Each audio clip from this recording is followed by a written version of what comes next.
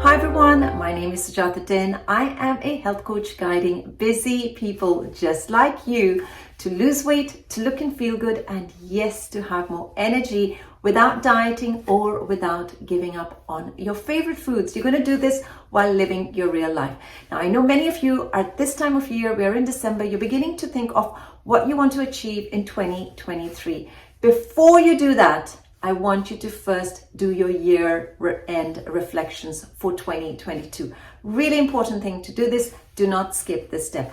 If you haven't as yet, please remember, do subscribe to my YouTube channel because it's here. I'm going to be sharing weekly tips with you on what you need to do to achieve those big goals that you have for yourself. And these are not just goals for weight loss. It will mean that you finally have that freedom to create the life that you want, and you are feeling free from restrictive diets to living your life fully. So let's get started, and I'm going to share with you some tips that I have. So when doing your year-end reflections, the one thing you need to do is just make some time, maybe about 20-30 minutes is really helpful. And I know you might think I don't have this time, but this one step is actually going to help you create a lot of free time next year because you're more focused, you're more intentional with what you're doing.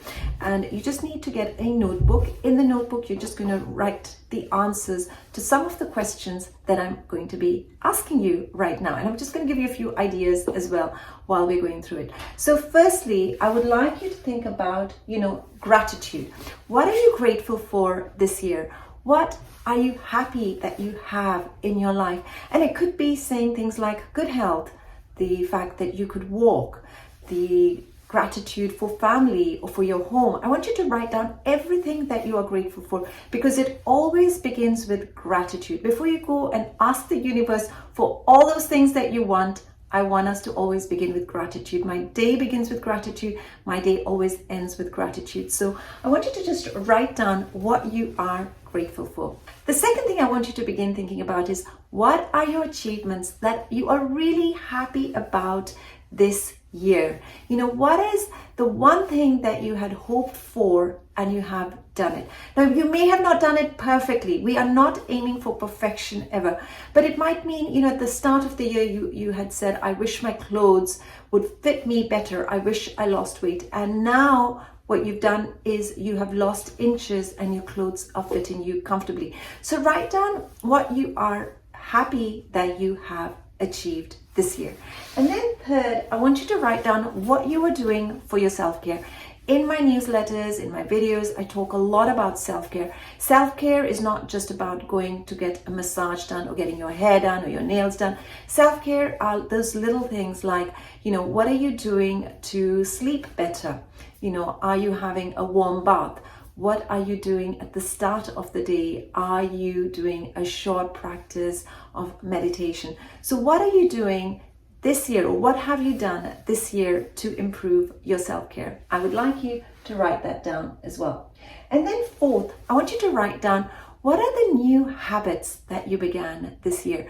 It could be something as simple as having a healthy breakfast to start the day. Maybe in the past you were just grabbing some toast or just, having some cereal very quickly, not really thinking about your breakfast. But this year you decided you would have a more satisfying breakfast, a more nutritious and delicious breakfast. It may have been a granola or it could have been some porridge.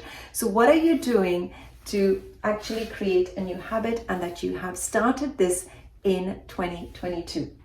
And fifth, what habit did you let go of in 2022?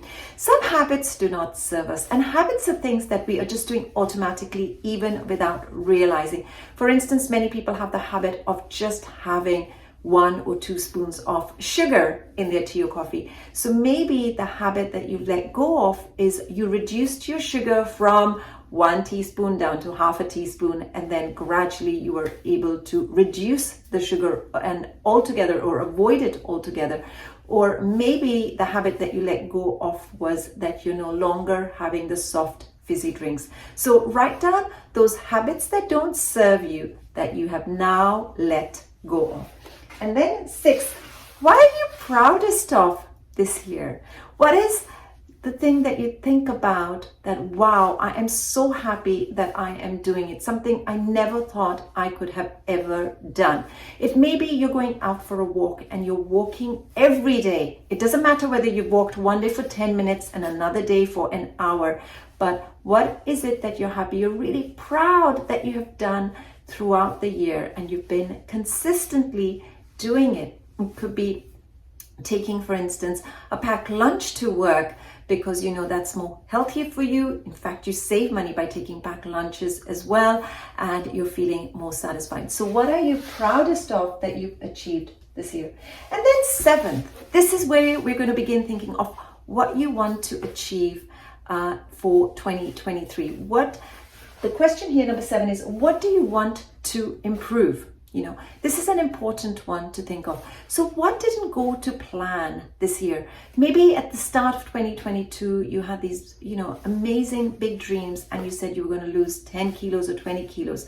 And you found that you had the intentions of going to the gym 5 times a week or having salads every day, yet it didn't quite happen. So I want you to do in your year-end reflection, write down, what didn't go quite to plan, and also write down next to it why it didn't go to plan. Was it because you were too busy? Was it because you didn't have enough time? Was it because you just didn't know what to do? So I want you to write that down now as well. Really an important thing to do, because only by doing this can you then begin to create those goals that we're going to talk about next week. And once you create those goals, I'll show you those little steps that you need to take daily to achieve these goals. So please do remember to do your year-end reflections, where we're going to be looking at gratitude, your achievements, what you're doing for self-care, what you're doing with the new habits that you started, what habits you let go of, the ones that are not serving you anymore, what you're proudest of, and then lastly, what you want to improve. And then next week, I want to talk to you about writing down your intentions about where you want to be 1 year from now. And we're going to set those big dreams. And just like some of my clients whose stories I've shared, I want you to see how you too can achieve your goals in 2023. I have got a lot of exciting new things coming that I'm going to be sharing with you. So please do look out for these. If you haven't as yet, do subscribe to my channel here, because it's here I'll be sharing with you new tips, my new programs, and of course, recipes. See you again next week. Bye-bye.